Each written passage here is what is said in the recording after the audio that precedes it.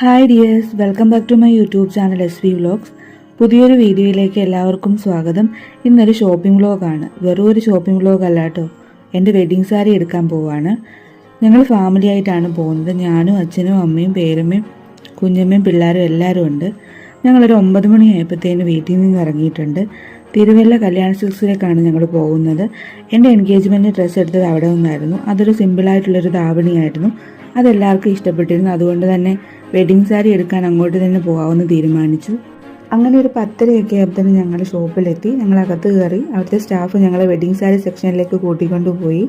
First എനിക്ക് കല്യാണത്തിന് ഉടുത്തിറങ്ങാനുള്ള സാരിയാണ് നോക്കുന്നത്. അങ്ങനെ സാരി സെക്ഷനെ കുറിച്ച് പറയുകയാണെങ്കിൽ അത്യാവശ്യം നല്ല കളക്ഷൻസ് ഉണ്ടായിരുന്നു. ഞാൻ നേരത്തെ തന്നെ ഡിസൈഡ് ചെയ്തിരുന്നു ഉടുത്തിറങ്ങുന്ന സാരി റെഡ് കളർ മതിയെന്ന്. അതുകൊണ്ട് തന്നെ അവിടുത്തെ ചേച്ചിമാരോട് നേരത്തെ പറഞ്ഞിരുന്നു റെഡ് കളറാണ് ഞാൻ നോക്കുന്നതെന്ന്. അതുകൊണ്ട് റെഡ് കളറാണ് അവർ ഓരോ സാരീസും എടുത്ത് എനിക്ക് കാണിച്ചു തന്നത്.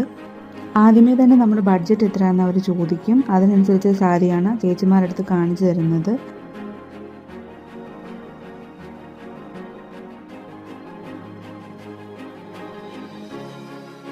അങ്ങനെ എല്ലാവർക്കും ബെറ്ററാന്ന് തോന്നിയ 3 സാരികൾ മാറ്റി വെച്ചു. അത് ഉടുത്ത് നോക്കാമെന്ന് കരുതി ഓരോന്നായി ഉടുത്ത് നോക്കി. ആദ്യത്തെ 2 ഉടുത്ത് നോക്കിയപ്പോൾ അത്രയ്ക്ക് അങ്ങോട്ട് ഇഷ്ടപ്പെട്ടില്ല. ബട്ട് 3ാമത്തെ സാരി ഉടുത്ത് നോക്കിയപ്പോൾ എല്ലാവരും കുഴപ്പമില്ലെന്ന് പറഞ്ഞു. ഓരോ സാരി ട്രൈ ചെയ്യുമ്പോഴും ഞാൻ എൻ്റെ ബുദ്ധി വിളിച്ച് കാണിക്കുന്നുണ്ടായിരുന്നു. ചേട്ടന് 3ാമത്തെ സാരിയാണ് ബെറ്ററാന്ന് തോന്നിയത്. അവിടുത്തെ സ്റ്റാഫ് ചേച്ചിമാരാണെങ്കിൽ സാരി അത്യാവശ്യം നീറ്റിലെ സമയം ഡ്രൈപ്പ് ചെയ്തത് ഓരോ സാരിയും. അതുപോലെ തന്നെ കൂടുതൽ ഭംഗി നോക്കാനായിട്ട് ഷോമാലയൊക്കെ ഇട്ട് നോക്കി. അത് നല്ല ഫ്രണ്ട്ലി ആയിട്ടാണ് ഞങ്ങളോട് ഇടപെട്ടത്.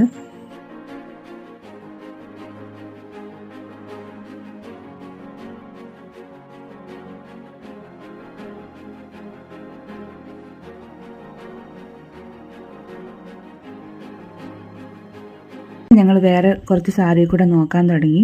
ഞാൻ നേരത്തെ റെഡ് എന്നും പറഞ്ഞ് ഡിസൈഡ് ചെയ്ത് വന്നതുകൊണ്ട് തന്നെ വേറെ കളറൊന്നും നോക്കുന്നുണ്ടായിരുന്നില്ല. അപ്പോൾ അവിടുത്തെ ചേച്ചിമാർ ചോദിച്ചു വേറെ കളർ വല്ലതും നോക്കുന്നുണ്ടോ എന്ന്. ഞാൻ പറഞ്ഞില്ല, എനിക്ക് റെഡ് മാത്രം മതിയെന്ന്. ഞങ്ങളുടെ കല്യാണത്തിന് 3 സാരികളുണ്ട്. ഫസ്റ്റ് ഉടുത്തിറങ്ങുന്നത്, പിന്നെ സദ്യ കഴിക്കാൻ സെറ്റ് സാരി, അത് കഴിഞ്ഞിട്ട് ലാസ്റ്റ് മന്ത്രകോടി. അപ്പോൾ എന്തായാലും മന്ത്രകോടി ഡിഫറെൻറ്റ് കളർ ആയിരിക്കുമല്ലോ, അതുകൊണ്ട് തന്നെ റെഡ് തന്നെ ചൂസ് ചെയ്യാമെന്ന് ഞാൻ കരുതി.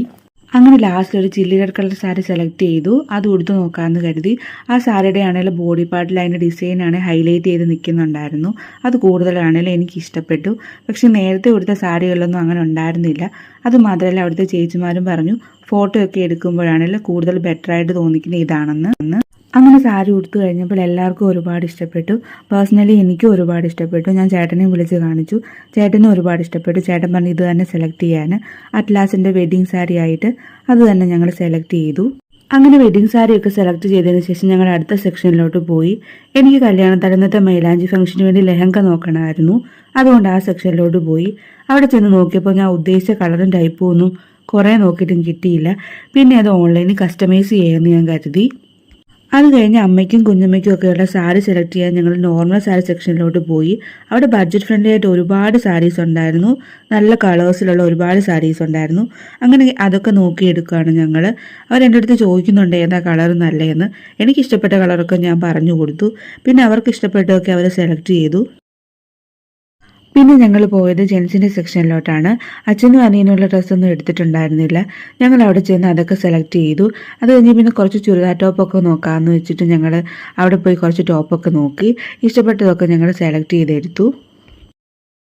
അങ്ങനെ ഞങ്ങൾ ഡ്രസ്സൊക്കെ എടുത്ത് ബില്ലിങ്ങിന് വേണ്ടി വെയിറ്റ് ചെയ്തിരിക്കുകയാണ്.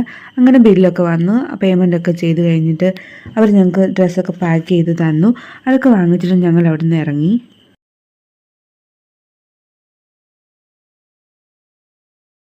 പിന്നെ അനീതിക്കുള്ള ഫ്രോക്ക് ഞങ്ങൾ നേരത്തെ നോക്കിയായിരുന്നു. പക്ഷേ അത് അവിടെ നിന്ന് കിട്ടിയിട്ടുണ്ടായിരുന്നില്ല. അവൾക്കൊന്നും ഇഷ്ടപ്പെട്ടില്ലായിരുന്നു. അതുകൊണ്ട് തന്നെ അവിടെ നിന്ന് വാങ്ങിച്ചില്ല. പിന്നെ ഞങ്ങൾ അത് വാങ്ങിക്കാനായിട്ട് മഹാലക്ഷ്മി സിൽക്കിൽ കയറി. അവിടെ ചെന്നപ്പോൾ കുറേ കളക്ഷൻസ് ഉണ്ടായിരുന്നു ഫ്രോക്കിൻ്റെ.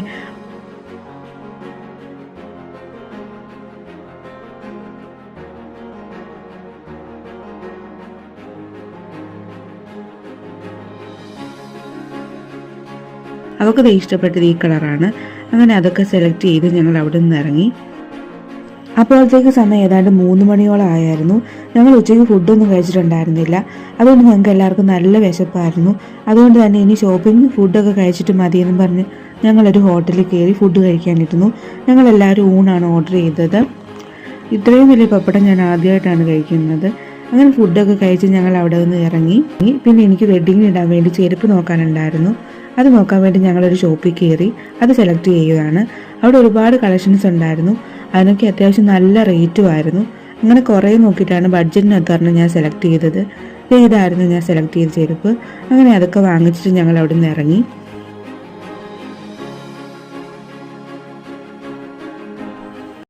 അപ്പോൾ എൻ്റെ ഈ വെഡ്ഡിങ് ഷോപ്പിംഗ് വ്ലോഗ് ഇത്രയേ ഉള്ളൂ. വീഡിയോ ഇഷ്ടപ്പെട്ടെങ്കിൽ ലൈക്ക് ചെയ്യുക, ഷെയർ ചെയ്യുക, സബ്സ്ക്രൈബ് ചെയ്യുക.